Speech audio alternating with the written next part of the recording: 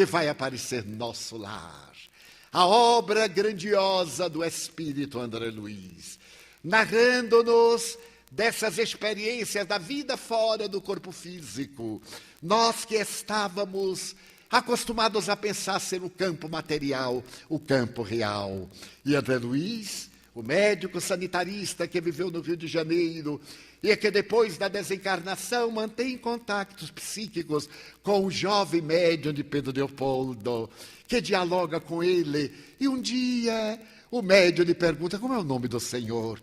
Tão fascinado estava com a presença desse espírito nobre. Dormia então Chico Xavier ao lado de um irmão seu no mesmo quarto. No momento deste colóquio, seu irmão, por parte de pai, estava adormecido. E o espírito nobre, que desejava o anonimato, olhou para o irmão de Chico dormindo e disse: chama-me André Luiz, o nome do teu irmão. E a partir daí, nós vamos conhecer esse espírito admirável que nos traz a revelação da vida além do véu e tira a sombra do país de lá, para que nos possamos preparar para a grande viagem de volta, para que logremos realizar a fusão do ego no self e mantenhamos a nossa individualidade de espírito eterno, ou melhor, de espírito imortal, assinalado pelas bênçãos de Deus, e surge nosso lar.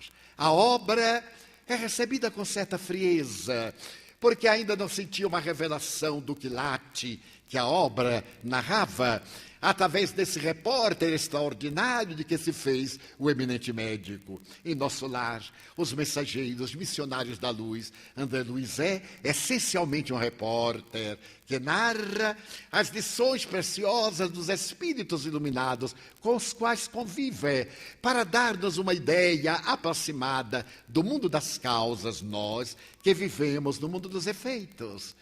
E a partir então de nosso lar, a reação logo se fez de imediata.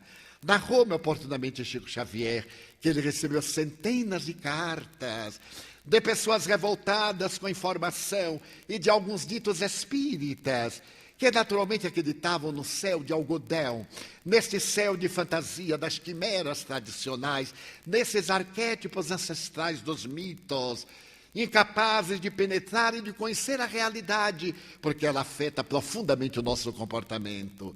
E o Chico, assustado, da pequenina Pedro Leopoldo, acusado de mistificador, de farsante, de ser um alucinado que trazia as páginas absurdas da sua imaginação em delírio para poder oferecê-las como se fossem da realidade, ele fica receoso. E quando André Luiz lhe fala que pretende escrever um outro livro, o segundo, Os Mensageiros, ele recusa-se. Não posso, meu irmão. O livro foi mal recebido.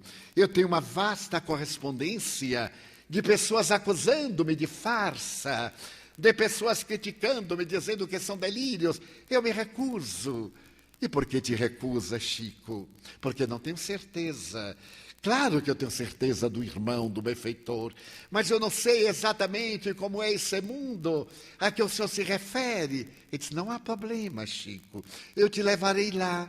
Tu vieste de lá e te olvidaste, mas eu te refrescarei a memória, com permissão de Emmanuel, levando-te no aeróbus.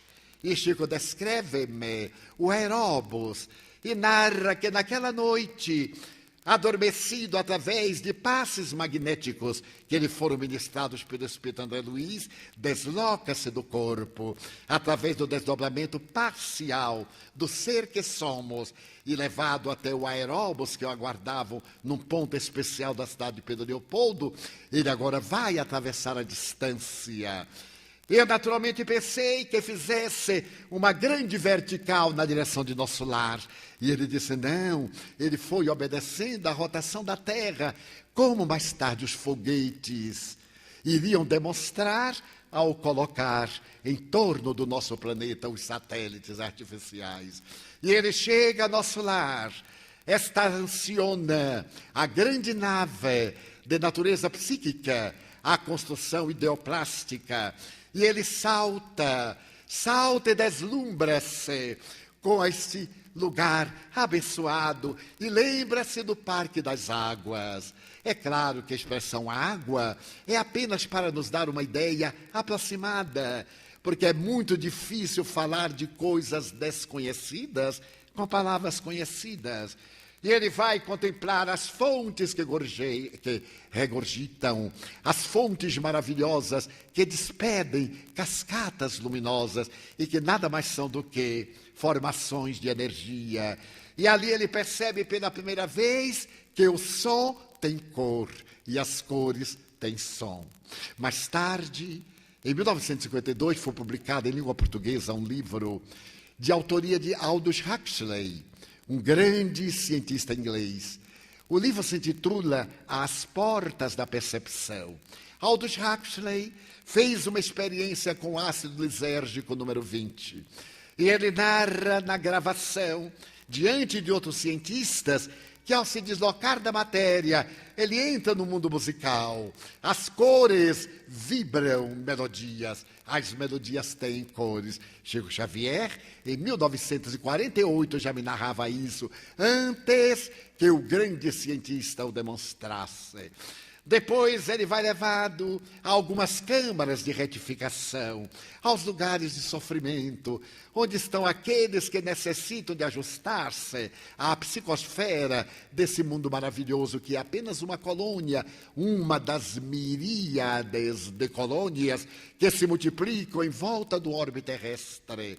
E por fim, porque se alongava a visita, naquele lugar em que há uma luminosidade estranha, embora obedeça ao mesmo fuso horário da Terra, ele se recorda do ministério, o mais elevado, e fala com André Luiz da possibilidade de visitar aquele ministério onde Clarencio administrava toda a comunidade.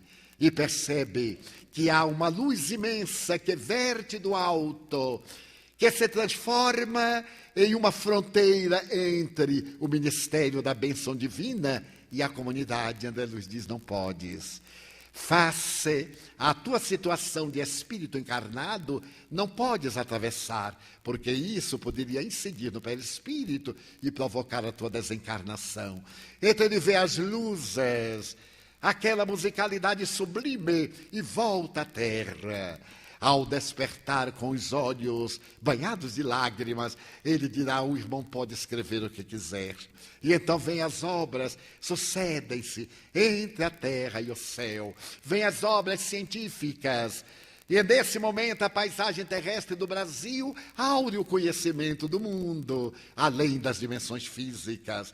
A visão daqueles indivíduos extravagantes, que são policiadores dos demais indivíduos e estão sempre contra as ideias novas, lentamente foram substituídas essas posturas pela realidade do fato.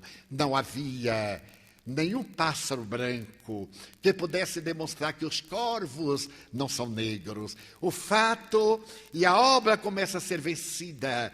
Chega a 2 milhões de exemplares, quando então, no centenário da sua vida grandiosa e apostolar, surge o filme do mesmo nome. E logo depois de apresentar ao público brasileiro e internacional, porque também o filme já foi passado, por exemplo, no Congresso em Valência, no Congresso Mundial, e em alguns outros lugares, mais de 2 milhões de pessoas tomaram conhecimento da vida no plano espiritual. Dizia-me o presidente da Federação Espírita Brasileira que para vender 2 milhões de exemplares foram necessários quase 60 anos. E em 15 dias, 2 milhões de indivíduos viveram nosso lar. Estiveram em nosso lar, passaram pelas câmaras de retificação, assustaram-se os que tinham a consciência bastante perturbada e que ficaram com medo de ir para lá, se merecerem, porque há regiões ainda menos gentis do que aquelas narradas por André Luiz, mas também aqueles outros que vivenciaram os momentos inolvidáveis da senhora Laura, de Lísias, desse notável médico que vive as experiências da dor para poder então desdobrar a misericórdia divina no próprio modus vivendi, no modus operandi. E nós passamos a entender a vida espiritual de uma maneira fascinante, simples, que não poderia ser